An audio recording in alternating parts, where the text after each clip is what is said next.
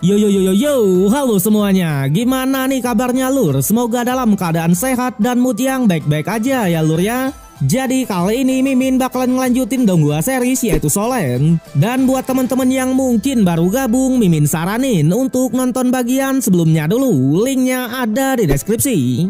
So sebelum kita lanjut, bolehlah ya untuk di subscribe tipis-tipis agar kalian tidak ketinggalan video-video berikutnya. Oke, nggak usah berlama-lama lagi, siapkan kopi, luruskan kaki. Hormati gurumu, sayangi temanmu, cintai pacarmu, itulah tandanya kita masuk ke intro. Let's go!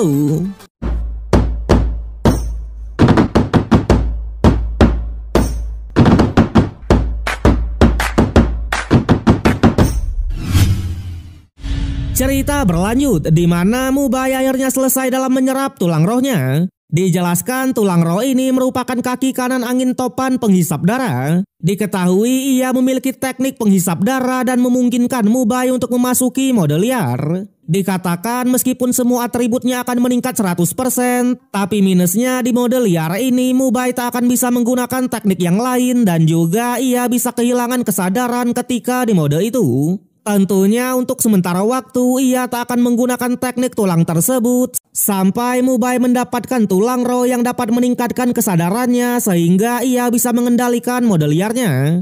Tapi di saat itu juga Chen Chen pun datang dan membawa Sindut yang sudah pingsan. Sontak mereka yang melihatnya langsung membawanya kembali ke kereta. Yang ternyata setelah diperiksa secara total, Sindut benar-benar mengalami luka yang sangat parah dan harus dijahit. Di sana, Chen Chen yang sebenarnya tak terlalu ahli dalam bidang jahit-menjahit, tapi demi keselamatan calon ayangnya yang bahkan sudah melindunginya mati-matian, ia pun mencoba untuk percaya diri dan tetap melakukannya. Yang tanpa diduga setelah semalaman melakukannya, Chen Chen benar-benar berhasil dan Sindut pun akhirnya sadar.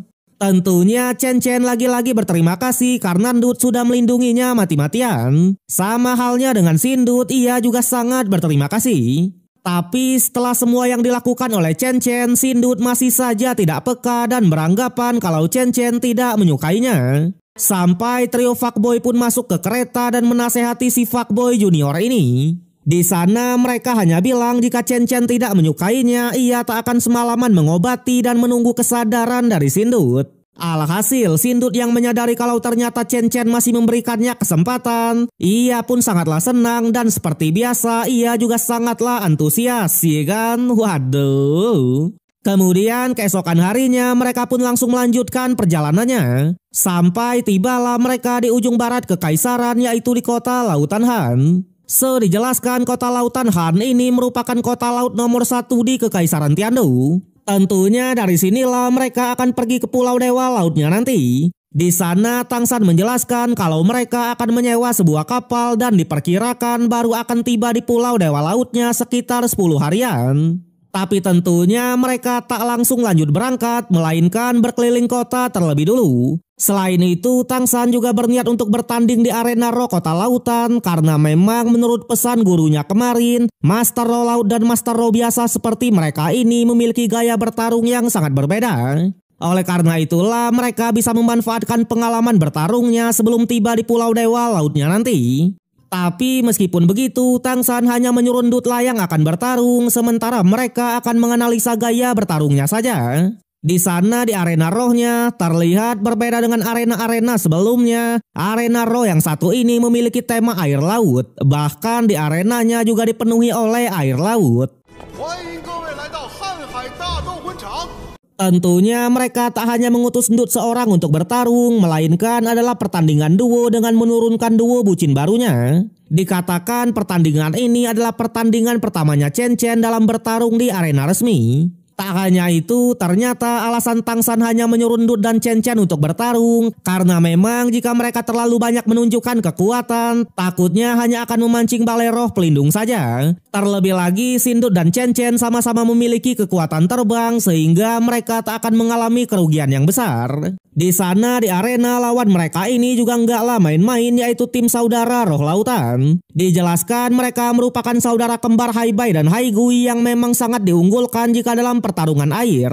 Bahkan mereka sudah mencatatkan 4 kali win streak sepanjang karirnya di arena Roh. Jelas Tangsan yang melihatnya langsung mengatakan kalau pertandingan ini mungkin akan menjadi pertandingan yang cukup sengit. Terlebih lagi musuh mereka yang memang saudara kembar seharusnya akan memiliki teknik penyatuan roh. Sementara Ndut dan Chen Chen semua penonton sama sekali tidak mengunggulkan mereka berdua. Terlebih lagi melihat Sindut yang memiliki roh pelindung api, mereka hanya tertawa tipis karena nyatanya air adalah counternya api. Selain itu sebelum bertarung dijelaskan peraturannya sendiri, jika mereka keluar dari arenanya maka akan langsung dianggap kalah. Yang pada akhirnya duo bucin versus si kembar dari Goa Hantu pun akhirnya dimulai. Tentunya bertarung di kandang sendiri, duo kembar ini pun langsung menunjukkan keagresifannya dan mengeluarkan teknik ketiganya yaitu ombak lautan. Tapi di sana Sindut yang melihatnya ia malah tak gentar sama sekali dan langsung mengajaknya untuk adu serangan. Yang sudah jelas api milik Sindut ini bukanlah api biasa, melainkan adalah api Phoenix yang membuat ia tetap bisa memberikan perlawanan. Sontak hal itu membuat duo kembar ini pun cukuplah kaget karena memang serangan api Phoenix-nya bahkan menempel ke kulit mereka. Tapi meskipun begitu mereka juga menyadari kalau kekuatan roh musuhnya sudah banyak terkuras. Dan oleh sebab itulah mereka pun langsung mengeluarkan teknik roh kelimanya yaitu hujan panah. Namun jelas meskipun ini adalah debut pertama dari duo bucin mereka, tapi dalam hal kerjasama mereka juga tak kalah dengan yang lain. Terbukti kali ini giliran dari Chen Chen lah yang mencoba menghindari semua serangan itu dan memberikan waktu untuk Sindut dalam memulihkan kekuatannya. Alhasil setelah pulih, Ndut pun langsung mengeluarkan teknik terkuatnya yaitu hujan meteor Phoenix. Sayangnya sesuai prediksi Tangsan, si kembar ini beneran memiliki teknik penyatuan roh, dimana itu adalah teknik puting beliung air naga ya lur ya. Waduh. Sontak teknik terkuat Ndut barusan bisa dengan mudah dipatahkan. Bahkan yang kali ini malah ialah yang sangat kewalahan. Tapi meskipun begitu di hadapan calon ayangnya, Ndut tetap mencoba memaksakan diri dan mengeluarkan teknik dari tulang rohnya. Sayangnya lagi-lagi hal itu sia-sia. Bahkan untuk yang kali ini si Ndut Hongyun benar-benar kehabisan kekuatan rohnya dan harus jatuh ke bawah. Untungnya di sana Chen Chen masih bisa menangkapnya yang membuat hempasannya pun tidak terlalu kuat. Sedangkan Tangsan yang melihatnya ia malah merasa aneh karena memang meskipun si kembar mendominasi, tapi jika dilihat dari wajahnya mereka seperti sedang menahan rasa sakit. Dan benar saja di saat itu juga lah hanya dengan memainkan jarinya saja Sindut malah bisa menghancurkan teknik penyatuan musuh dan membuat musuhnya pingsan. Sontak hal itu membuat semua sangatlah kaget termasuk Tangsan. Bahkan wasit awalnya juga sampai terdiam melihat pertarungannya. Yang pada akhirnya mau tak mau ia pun menyatakan kalau duo bucinlah yang memenangkan pertandingannya.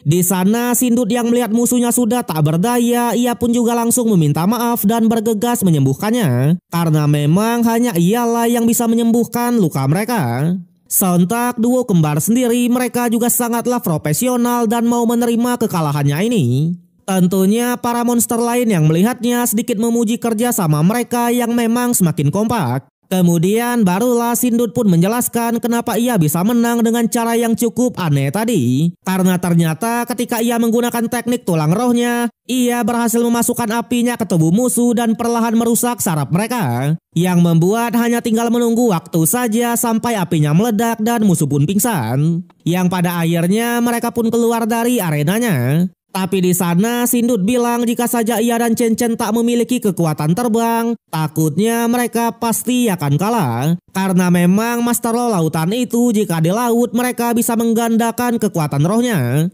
Alhasil karena perkataan itulah membuat Tangsan pun mengajak Oscar dan Rongrong untuk mengecek pelelangan di kota ini. Sementara Mubai dan yang lain mereka akan kembali dulu ke penginapannya. Di sana sama seperti arena Roh tadi, pelelangan di kota lautan Han ini juga bertemakan air laut ya lur ya. Selain itu seperti biasa om-om pebisnis selalu ada di setiap pelelangan manapun. Waduh. Sampai ketika Tangsan dan kawan-kawan tiba di sana, kebetulan pelelangannya mengeluarkan barang yang katanya sangatlah langka, yaitu alat pembimbing roh idaman semua pelaut aka kapal naga atau salah satu peninggalan di zaman kuno. Dijelaskan alat pembimbing kapal naga ini jika di laut bentuknya akan menjadi transparan. Selain itu, kapal tersebut bisa menerima serangan dari monster ratusan tahun dan bisa berlayar sekaligus menyelam juga. Bahkan yang lebih menariknya, bentuknya bisa berubah menjadi kecil jika sedang tidak berlayar. Alhasil, tanpa basa-basi lagi, Tang San dan kawan-kawan pun langsung menggait kapal tersebut dan bergegas berkumpul dengan yang lain. Di sana ia juga langsung mengabarkan kalau besok mereka akan berangkat ke Pulau Dewa Lautnya. Tentunya Tang San sendiri tetap mengatur strategi perjalanannya, di mana Chen Chen akan mengawasi dari udara selama 6 jam sehari. Ia, Mubai Jusing dan Sindut harus selalu siap dalam bertarung, Rong Rong siap dalam mensupport, dan Oscar juga harus selalu siap menyediakan sosis terbangnya. Selain itu, meskipun sudah membeli kapal tadi, tapi karena mereka tak terlalu menguasai wilayah laut, jadi keberangkatan mereka besok tetap akan menyewa sebuah kapal. Kemudian keesokan harinya di ujung kota atau di pelabuhannya, mereka pun langsung menyewa sebuah kapal dengan pertahanan yang sangat kuat. Di sana kita diperkenalkan oleh pemilik kapalnya, yaitu Kapten Haider. Tak hanya itu, menyadari kalau tujuan mereka adalah Pulau Dewa Laut, Kapten Haider ini tak keberatan sama sekali dan siap melayani mereka sepenuh hati. Tentunya di dalam kapalnya ini tak hanya ia sendiri, melainkan juga ada 6 anggotanya yang siap membantu dalam berlayar. Jelas tanpa basa-basi lagi, angkat jangkar, turunkan layar, perjalanan menuju ke Pulau Dewa Laut pun baru dimulai. Terlihat baru beberapa menit berlayar, ada sebagian dari mereka yang sangatlah senang. Tapi ada juga yang cukup menyedihkan seperti Sindut yang malah mabuk laut ya lur ya, waduh.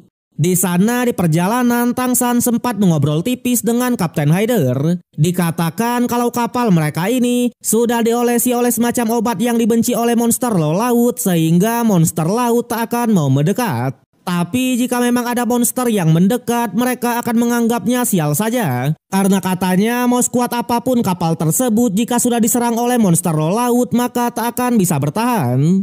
Tapi tenang, sebagai kapten kapal yang sangat berpengalaman, ia sudah hafal dengan peta laut sehingga ia bisa menjamin keselamatan dari para penumpangnya. Dijelaskan peta laut itu adalah wilayahnya para monster laut yang kuat. Diketahui monster laut ini memiliki batasan wilayahnya masing-masing. Dan oleh karena itulah mereka hanya perlu menghindari wilayah yang berbahaya saja agar tak memancing kedatangannya. Tapi anehnya gerak-gerik dari Kapten Haider ini sangatlah mencurigakan, ya kan? Waduh. Sampai di malam harinya, Tang San pun menggabungkan roh dan tubuh Xiaowu agar Xiaowu bisa tersadar total. Tentunya setelah tersadar, di atas kapal sambil menikmati pemandangan laut dan malam yang indah, mereka pun membucin tipis, ya kan? Di sana awalnya Xiaowu tak menyarankan Tang San untuk membangkitkannya secara utuh. Karena memang bisa begini saja baginya sudah sangatlah cukup. Terlebih lagi jika Tang San membangkitkannya, maka semua teknik roh milik Lord kita akan menghilang dan ia tak akan bisa mencapai level 90. Tapi jelas demi cinta yang sempurna, Tang San tak peduli akan itu semua. Karena nyatanya ia hanya ingin hidup bersama dengan ayangnya. Wede. Singkat cerita, keesokan harinya Tang San dan kawan-kawan pun juga dijamu dengan banyak makanan enak oleh para pelaut ini. Tentunya setelah selesai makan, mereka juga langsung berkumpul lagi di luar kapalnya. Namun tanpa diduga, di saat itu juga lah Tang San dan kawan-kawan malah merasa pusing dan jatuh pingsan semua. Yang ternyata Kapten Haider ini memang bukanlah orang yang baik, di mana di dalam makanan tadi sudah ia campur dengan obat tidur sehingga ia bisa merampok semua barang penumpangnya.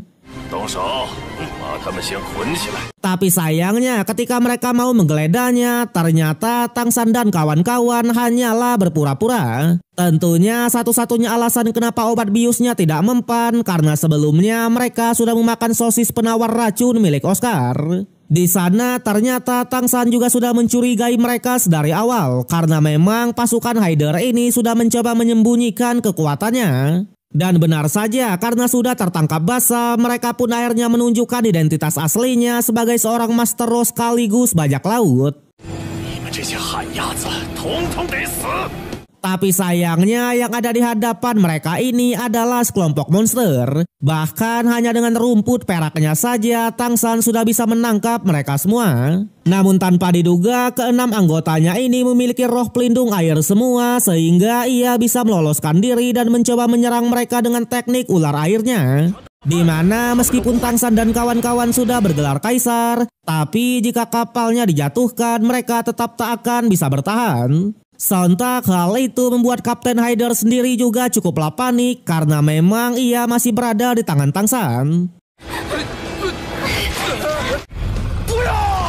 Untungnya di tengah-tengah kekeosannya itu, keenam anggotanya ini pun bernasib buruk dan malah berakhir dimakan oleh monster laut ya lur ya. Waduh.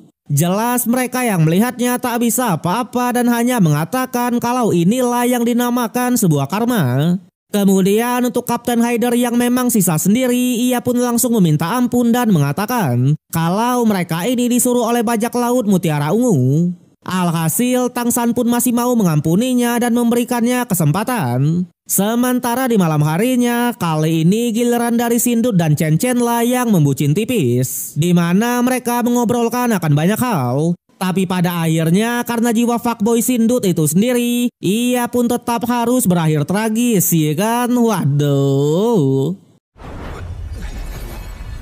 Sedangkan Tangsan sendiri satu-satunya alasan kenapa ia masih memberikan kesempatan untuk Kapten Hyder karena memang mereka tak menguasai wilayah laut dan hanya bisa mengandalkan Kapten Hyder untuk memandunya ke pulau Dewa Laut.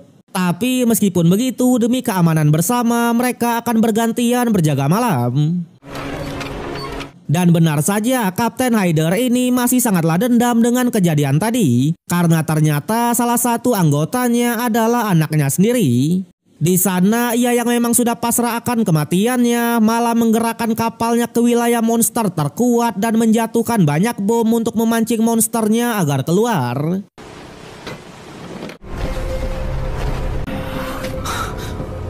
Sontak Sindut dan Chen Chen yang tadinya sedang membucin mereka pun langsung kembali ke kapalnya. Sedangkan di kapal Tangsan yang menyadari kalau Kapten Hyder sudah macam-macam ia pun langsung menyerangnya dan mencoba menginterogasinya. Tapi sayangnya semuanya sudah terlambat karena terlihat ketika itu juga penguasa laut ratusan ribu tahun yaitu Paus Iblis pun akhirnya muncul. Dikatakan saking kuatnya monster ini dewa laut aja sampai membutakan satu mata dari pausnya. Sontak keadaan di kapal pun seketika langsung berantakan. Bahkan Oscar yang mencoba menyiapkan sosis terbang aja ia sangatlah kesulitan karena kencangnya air di laut. Tapi untungnya ketika Oscar ditelan oleh Paus Iblisnya, Tangsan masih sempat mengeluarkan rumput peraknya sehingga Oscar pun akhirnya berhasil membagikan sosis terbangnya. Tak hanya itu, awalnya Tangsan tetap mencoba untuk menolong Kapten Hyder. Sayangnya karena menolong diri sendiri aja sudah susah, mau tak mau Kapten Hyder pun harus tertelan oleh monster tersebut ya lur ya. Waduh. Di sana Tangsan yang melihat monster pausnya secara langsung ia juga sangatlah kaget. Karena katanya tekanannya bahkan melebihi Gorilla Titan dan Sanca Banteng Biru. Terlebih lagi mereka yang mencoba untuk kabur malah langsung terkurung di medan milik pausnya. Alhasil karena sudah seperti ini mau tak mau mereka pun mencoba meladeni paus tersebut. Bahkan mereka mencoba menggunakan teknik penyatuan 7 orangnya untuk menahan serangan dari monster tersebut.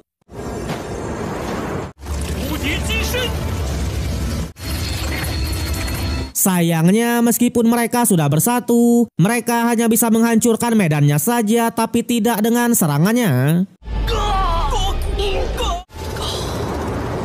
Alhasil melihat keadaan yang sudah seperti ini, dengan keputusannya yang sudah matang, Tangsan pun menyuruh teman-temannya untuk pergi duluan. Sementara ia sendiri akan mencoba menahan monster tersebut. Jelas meskipun ia harus meninggal, setidaknya Xiao dan yang lain masih bisa selamat. Awalnya mereka yang melihatnya tak tega meninggalkan Lord kita sendirian. Tapi karena Tangsan sudah berkorban, mau tak mau mereka pun bergegas pergi duluan. Di sana Tangsan langsung mengeluarkan tulang raw 8 kakinya dan mencoba untuk menyerap kekuatan dari paus tersebut. Alhasil karena tindakan tersebutlah pausnya pun menghentikan serangannya. Tapi karena hal itu juga lah pausnya pun tambah mengamuk dan membawa Tangsan ke dalam air lautnya. Sontak Tangsan sendiri sudah tak bisa apa-apa lagi dan hanya bisa pasrah. Untungnya lagi-lagi di saat bersamaan jiwa Xiaowu pun kembali muncul. Bedanya untuk yang kali ini piramid lautan dunia lah yang menyelamatkan Lord kita itu. Bahkan paus yang mencoba menelannya malah langsung memuntahkannya. Tak hanya itu, di saat itu juga lah langsung muncul sebuah cahaya yang menandakan kalau ini adalah kedatangan dari Poseidon aka sang dewa laut ya lur ya. Widih. Di sana dewa laut langsung mengambil piramidnya dan mengingatkan monster paus apakah kedua matanya ingin ia butakan. Awalnya monster paus membantah dan malah mencoba untuk melawan. Karena ternyata paus ini sudah hampir menyelesaikan proses evolusinya menjadi naga. Tapi sayangnya this is dewa laut ya kan. Bahkan dengan satu gerakan saja ia sudah bisa mengunci paus tersebut. Untungnya di sana dewa laut masih menghargai kultivasi pausnya selama ratusan tahun yang katanya memang tidaklah mudah. Sehingga ia pun lagi-lagi melepaskan paus tersebut. Alhasil untuk yang kali ini monster pausnya pun beneran bergegas pergi. Sementara dewa laut sendiri ia pun malah mengatakan semoga saja pilihannya yang kali ini tidak mengecewakan. Dan kemudian ia pun melemparkan Tangsan ke suatu tempat. Di mana keesokan harinya terlihat Tangsan sudah berada di suatu pulau dan diselamatkan oleh seorang warga di sana. Di sana sebelum tersadar Tangsan juga mengingat semua kejadian kemarin. Bahkan ia juga cukuplah kaget karena dirinya masih hidup. Tentunya melihat piramidnya yang bercahaya, Tangsan pun langsung mengetahui kalau piramid inilah yang menyelamatkannya. Tapi seketika itu juga ia pun mendengar obrolan seseorang di luar yang mengatakan agar mereka tak perlu menyelamatkan Tangsan. Karena katanya jika bajak laut mutiara ungu mengetahuinya mungkin bisa akan menjadi masalah untuk mereka. Namun tanpa diduga seorang warga malah tetap kekeh ingin menolong Tangsan. Karena katanya meskipun mereka tinggal di pulau Mutiara Ungu, tapi sejatinya mereka bukanlah bajak laut. Bahkan jika memang bajak laut Mutiara Ungu mempermasalahkan ini, maka suruh temui ia saja. Widih, boleh-boleh dong ya. Yang pada akhirnya ia pun masuk ke dalam dan menemui Tangsan. Jadi pria ini ternyata bernama Ji Xiang, seorang dokter di pulau Mutiara Ungu. Tentunya ia pun menjelaskan kalau sebelumnya ia menemukan Tangsan yang sudah pingsan di pinggir pantai. Jelas ia sendiri juga menanyakan kenapa Tangsan bisa seperti itu. Tangsan yang mendengarnya ia pun menjelaskan kalau mereka diserang oleh bawahan dari bajak laut Mutiara Ungu. Tentu meskipun ia masih hidup, tapi semua teman-temannya tak diketahui keberadaannya. Ji Xiang yang mendengarnya mencoba meyakinkan kalau tak semua bajak laut itu adalah orang yang jahat. Bahkan ia yakin kalau teman-teman dari Lord kita pasti akan selamat semua.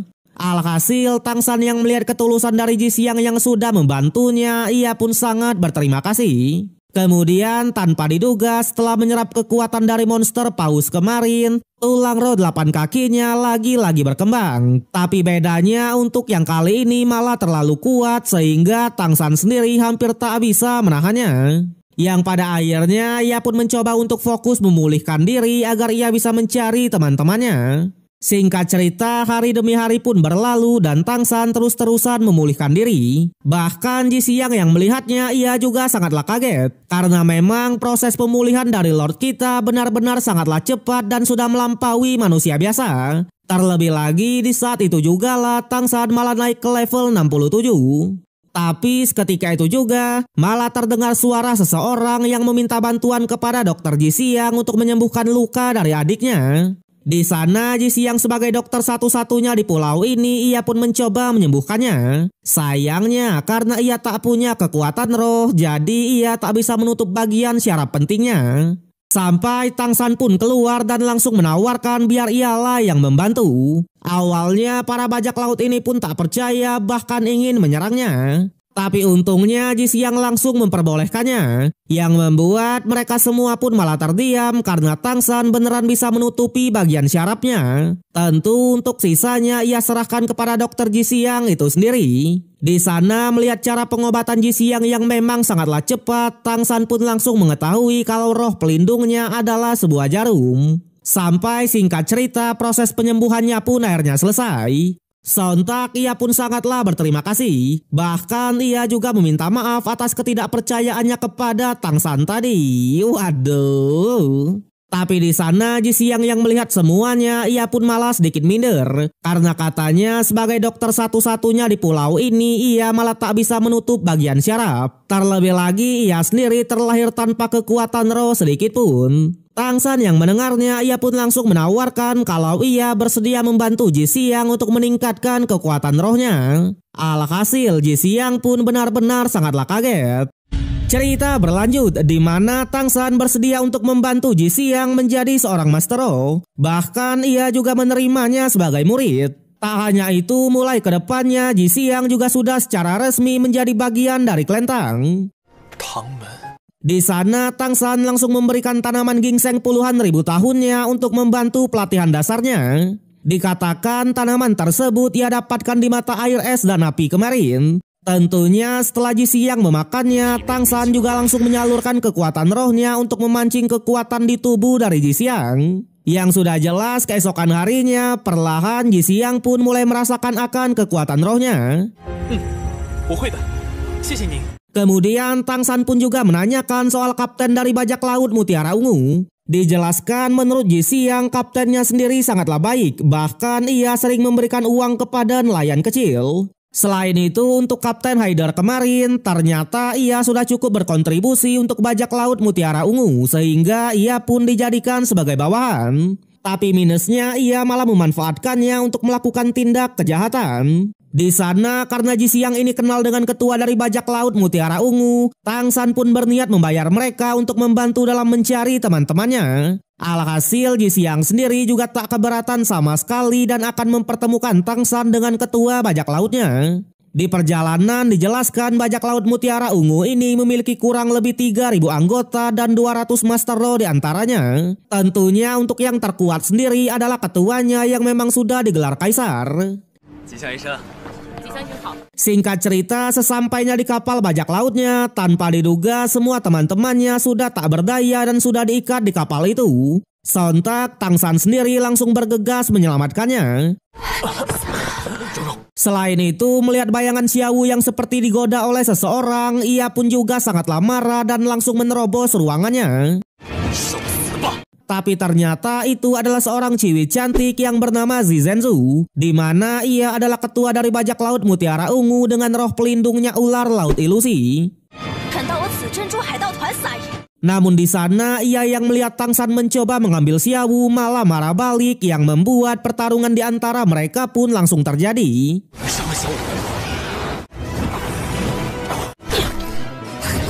Sampai ketika Tang San berniat membunuhnya menggunakan tulang roh 8 kakinya, Ji Xiang pun menghentikannya. Tak hanya dia, Ndut juga langsung menjelaskan kalau sebenarnya ketua Zi ini tidak melukai mereka, melainkan sedang menyelamatkannya.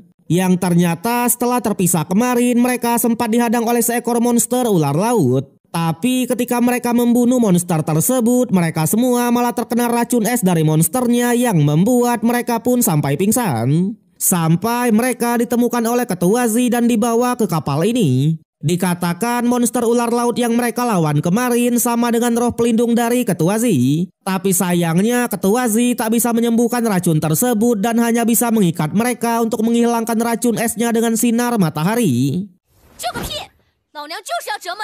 Sontak Tang San yang mendengar semuanya, ia pun langsung mengeluarkan pil tenaga dalam dari ular api 10 kepala kemarin. Karena memang selain monster itu adalah rajanya segala ular, cahaya dari pil tersebut juga dapat mengcounter segala jenis racun apapun termasuk racun es ini.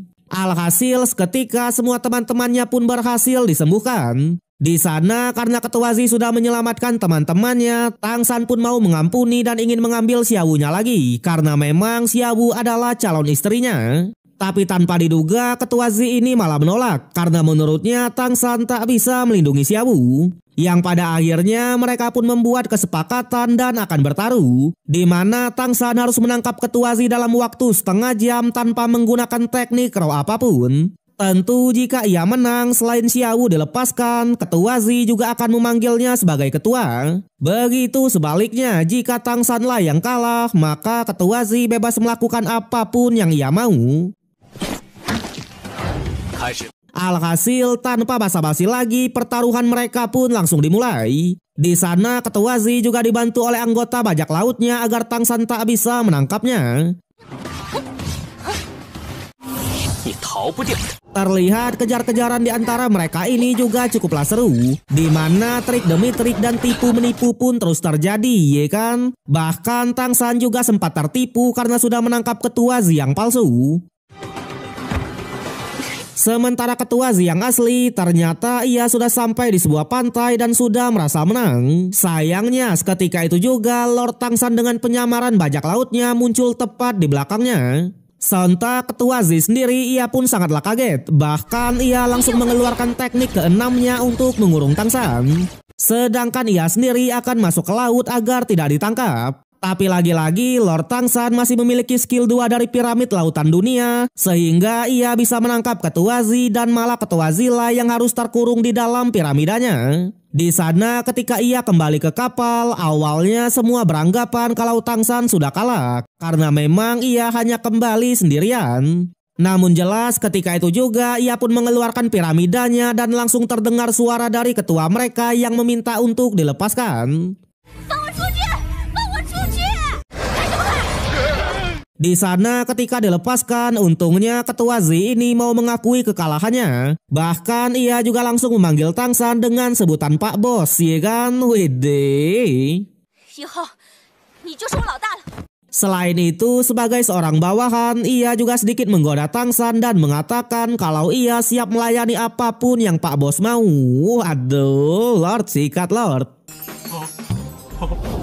Kemudian di ruang kapalnya mereka pun juga mengobrol santuy, di mana ternyata Ji Xiang ini berasal dari pulaunya Dewa Laut. Tapi karena ia terlahir tanpa kekuatan roh, jadi ia tak bisa melewati ujian dari Tuan Dewa Lautnya, sehingga orang tuanya pun memutuskan untuk mengirimnya ke pulau ini dan meminta agar Ketua Zila yang menjaganya. Di sana awalnya ia pun mengingatkan agar gurunya dan kawan-kawan tak usah pergi ke sana. Karena katanya meskipun mereka berhasil melalui ujiannya, tapi identitasnya sebagai Master Roh Daratan tak akan bisa keluar dari pulaunya dan akan disuruh melayani Dewa Lautnya. Dijelaskan Dewa Laut sendiri mengurus semua hal yang ada di laut. Bahkan semua Master Roh Laut mempercayai akan kehadirannya. Selain itu, untuk ujian yang akan mereka lalui nanti juga akan diundi dan tak bisa ditebak soal kesulitannya. Tentunya selain Dewa Laut juga masih ada satu orang lagi yang sangatlah kuat yang mereka sebut sebagai pemuja besar. Di mana ia adalah bawahannya Dewa Laut yang memimpin semua Master Roh di laut. Jelas tak lain dan tak bukan adalah masternya Pulau Dewa Laut, Bosaiki. Tapi jelas karena tujuan mereka memang ingin berlatih di pulau itu, Tang San dan kawan-kawan tetap akan pergi ke sana. Tentunya ia juga percaya akan adanya Dewa Laut yang mereka katakan. Karena nyatanya seseorang yang sudah mencapai di tingkat yang tidak terkalahkan, maka memang akan disebut sebagai dewa. Dan mungkin Dewa Laut ini adalah Master Roh Laut yang memang sudah terlalu overpower sehingga ia mendapatkan gelar tersebut. Alhasil melihat tekad mereka yang sangat kuat, Ketua Z pun bersedia untuk mengantarkan mereka ke pulau Dewa Lautnya. Tapi singkat cerita, setelah beberapa hari berlalu, sayangnya Ketua Z tak bisa mengantarkan mereka ke pulaunya. Karena memang selain takut menyinggung Dewa Laut, juga ada banyak monster hiu kuat yang suka menyerang kapal. Namun tenang, Tang San dan kawan-kawan masih memiliki kapal naga yang memang transparan dan bisa menyelam. Di sana sebelum pergi, Ketua Z hanya mengingatkan jika mereka beneran bertemu dengan monster hiu, maka jangan coba-coba untuk menyakitinya. Karena memang kawanannya pasti akan menyerbu juga. Selain itu, Tang San juga mengatakan kalau taruhan mereka sebelumnya jangan dianggap serius. Karena nyatanya Ketua Z tetaplah ketua dari bajak lautnya ini. Tentunya tak lupa Tang San juga berterima kasih atas kebaikan mereka semua dan menitipkan muridnya Ji Xiang kepada Ketua Z. Alhasil dengan ini mereka pun akhirnya berpisah. Di sana Ketua Z dan Ji Xiang yang melihatnya sudah sangat yakin kalau Tang San dan kawan-kawan pasti akan kembali.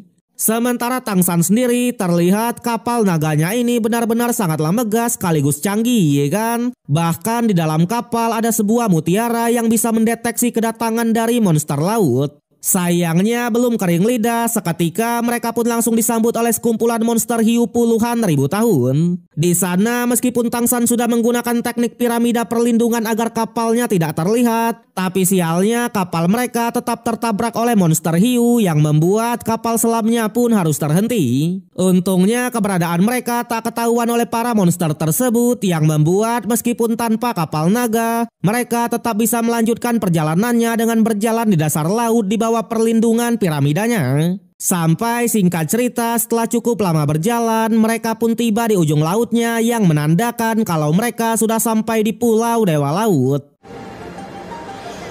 Tapi lagi-lagi baru saja menginjakkan kaki di sana, kali ini mereka dihadang oleh sekumpulan orang yang diketahui adalah para murid dari Pulau Dewa Laut. Dijelaskan, murid di Pulau Dewa Laut sendiri memiliki beberapa tingkatan. Dari yang terendah murid berbaju putih, baju kuning, baju ungu, baju hitam, dan baju merah. Dikatakan tingkatan murid tersebut akan ditentukan dengan kesulitan dari ujian Dewa Lautnya.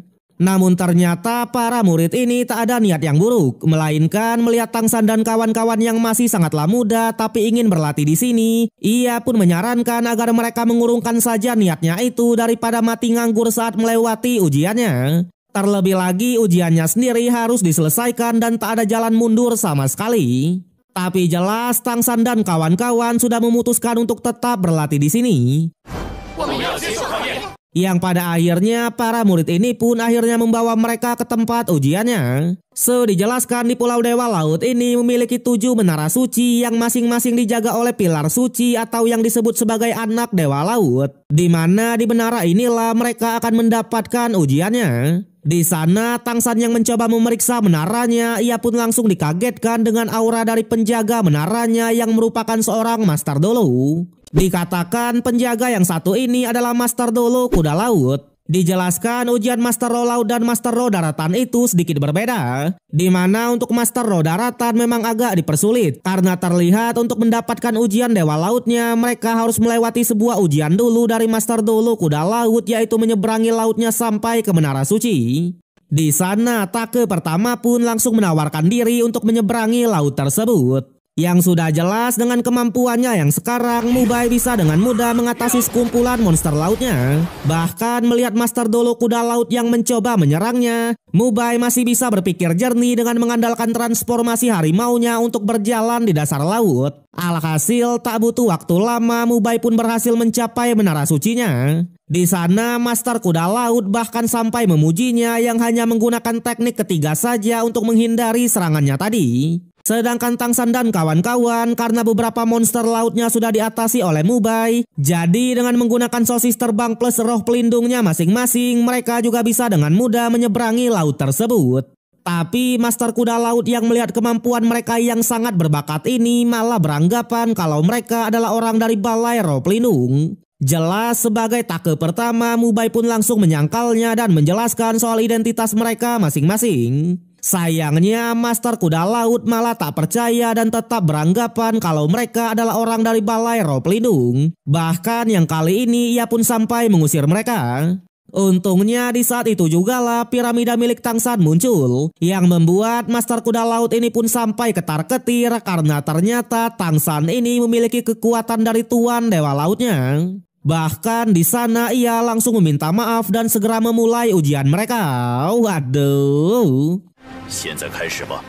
Dijelaskan ujian Dewa Laut ini akan diacak berdasarkan kemampuan para peserta, di mana akan ada 5 warna tingkatan. Dari yang terendah yaitu tingkat putih level 1, tingkat kuning level 1, tingkat ungu level 1 sampai 3, tingkat hitam level 4 sampai 6, dan tingkat tertinggi adalah tingkat merah. Dikatakan jika mereka bisa melalui ujian tingkat putih, kuning, dan ungu, maka secara resmi dinyatakan sebagai Master Roh di Pulau Dewa Laut. Sedangkan tingkat hitam kekuatannya berarti setara dengan 7 penjaga menara atau akan disebut sebagai penerus penjaga menara. Dan yang terakhir tingkat merah kekuatannya sama dengan pemuja besar atau penerusnya Bosaiki.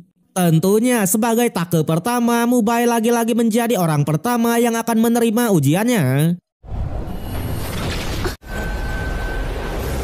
Yang tanpa diduga setelah dicek, Mubai mendapatkan ujian tingkat hitam level 6. Sontak Master Kuda Laut sendiri ia lagi-lagi dibuat kaget karena memang Mubai lebih tinggi 2 level darinya pada saat pertama kali ujian dulu.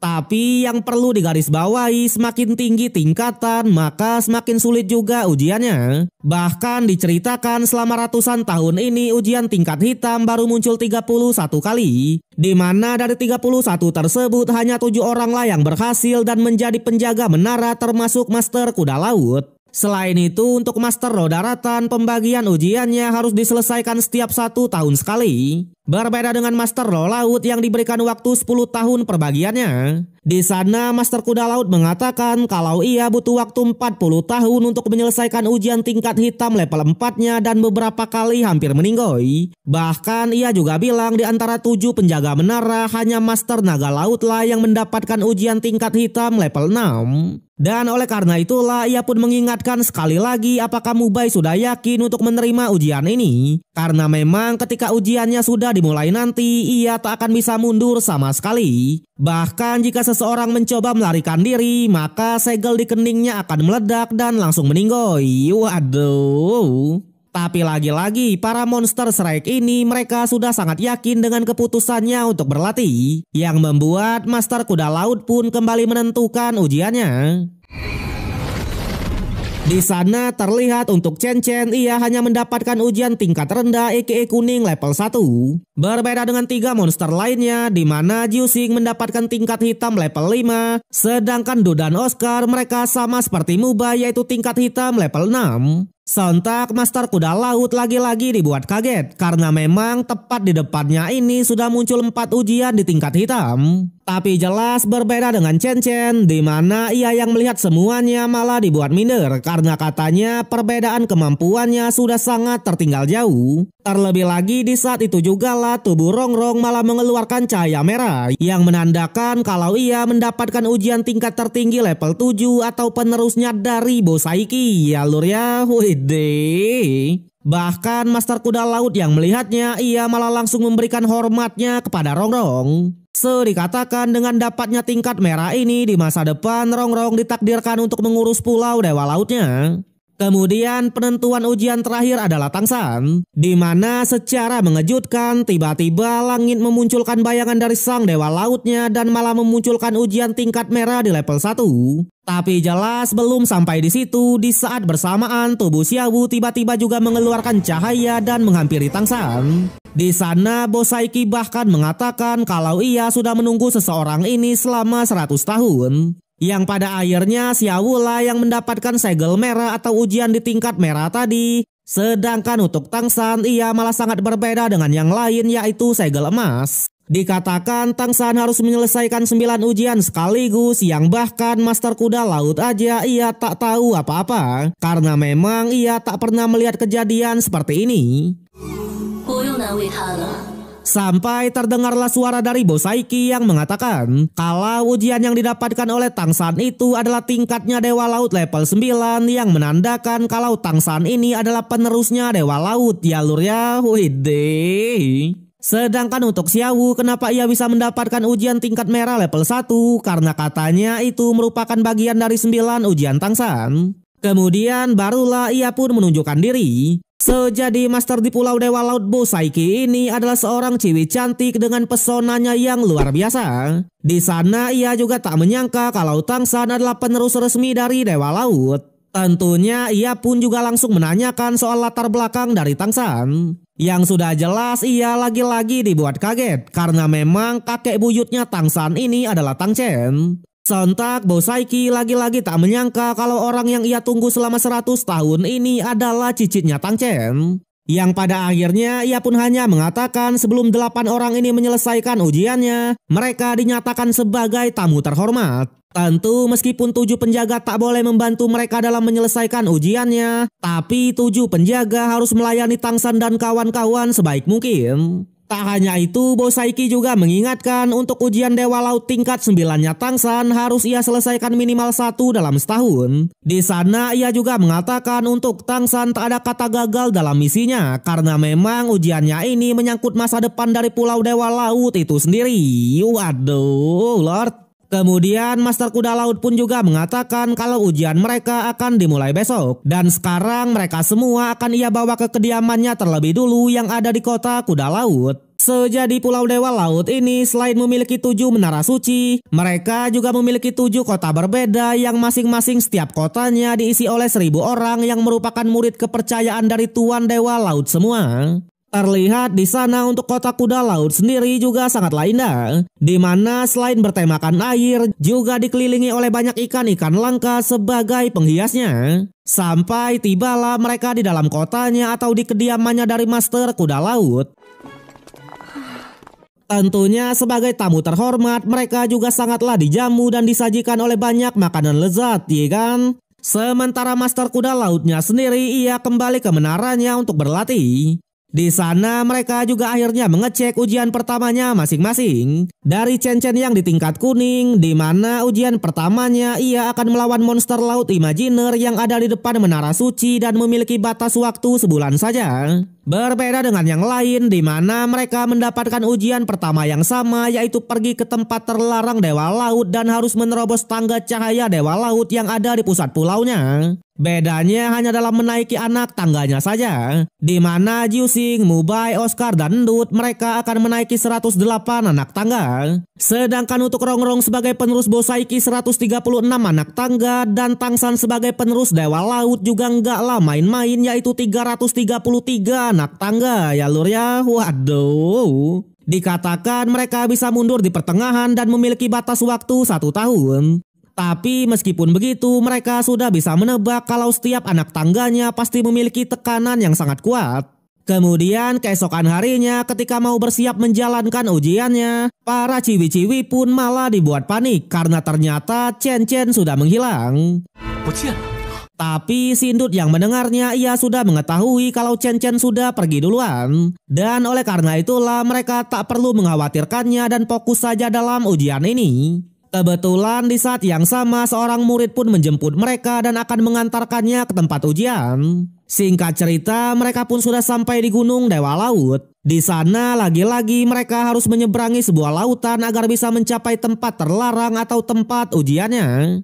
Dikatakan meskipun ujian cahaya Dewa Laut ini tidaklah berbahaya, tapi mereka tetap harus berhati-hati karena memang setiap anak tangganya tekanannya akan semakin kuat. Yang pada akhirnya dengan menggunakan kemampuan terbang dan sosis terbang, mereka pun langsung OTW ke tempat ujiannya.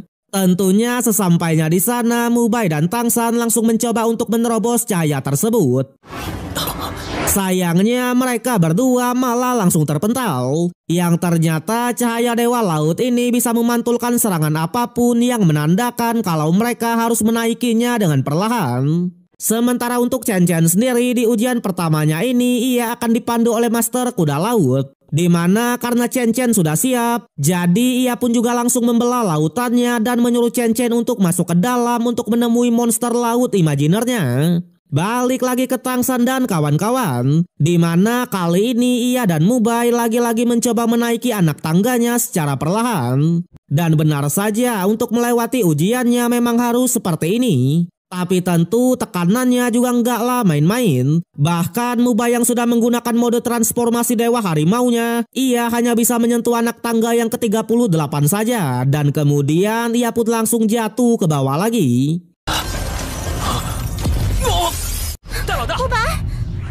Untungnya di sana ayangnya yaitu Jusing juga dengan cepat menyambut Mubai dan membantunya keluar dari laut. Sedangkan untuk Tangsan dengan bantuan 4 tulang rohnya ia masih bisa bertahan. Bahkan ditambah dengan tulang roh 8 kaki plus medan perak birunya, Tangsan sudah mencapai anak tangga yang ke-50. Tapi sayangnya di saat itu jugalah kekuatan rohnya juga sudah terkuras habis, yang membuat ia pun juga tak bisa bertahan lagi ya lur ya. Sayangnya bagian yang kali ini harus berakhir sampai di sini. Satu pelajaran yang mungkin bisa kita ambil dari episode 166 sampai 170 ini, jangan menilai hanya dari melihat covernya saja. Sebagai contoh, bajak laut mutiara ungu yang memang dikenal kejam, tapi sebenarnya mereka adalah orang yang baik, bahkan juga mau membantu dalam sesama ya lur ya. Oke lah, mungkin itu aja. Sekian dari saya Mr. Ryan selaku admin yang sedang bertugas. Terima kasih untuk semua yang sudah menonton dan sampai jumpa di konten berikutnya. See